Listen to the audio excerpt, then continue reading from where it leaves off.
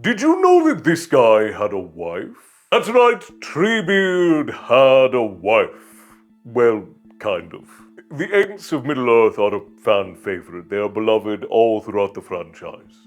And Treebeard himself is beloved even by casual fans. But if you've only ever seen the films, you might not even know what an Entwife is. And you may have never heard the beautiful yet tragic story that goes along with them. Yes, sadly, the tale of the Entwives is a tragic one. In the original Lord of the Rings story, there are about 2 to 3 dozen Ents, maybe a few more. And we learn about them in the Two Towers section of the Lord of the Rings, specifically Book 1 of the Two Towers.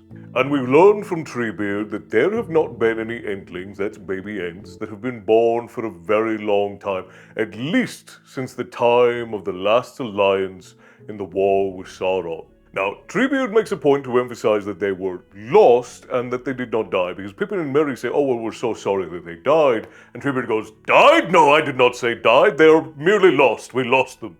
Very defensive he was at this point.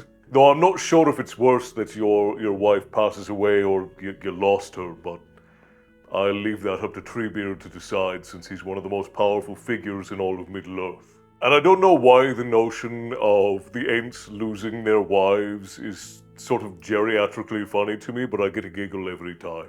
But in spite of the geriatric adorability, in the story, the Ents and the Entwives grow apart. At first, they all start out in the forests, as that's where they're born, which we can cover their origins if you like in another video. But the Ents loved the chaos and the wilds of the forest. They loved the random falling of fruit, the growing of trees. They were the shepherds of the forest. But the Entwives, they longed for order. They enjoyed the control of nature. Finding fruit and wheat in the plains, they put them together into beautiful and bountiful gardens. And then they passed on that knowledge to men and to elves. Their fields were famed for their green and their beauty, not to mention the fertile bounty that they constantly brought about. And the Ents, every once in a while, would go a-hunting for the Entwives to bear new Entlings. And then they would take them and teach them to speak to the trees, which is a spectacular link, as a matter of fact, to how the Ents came about. But then the War of the Last Alliance with Sauron happened, and Sauron scorched the earth, and afterwards the Entwives were never seen again. And the Ents would spend hundreds of years afterwards wandering in search of the Entwives. The old land that they had turned into a green and beautiful bounty became known as the Brown Lands, as it was barren and empty now.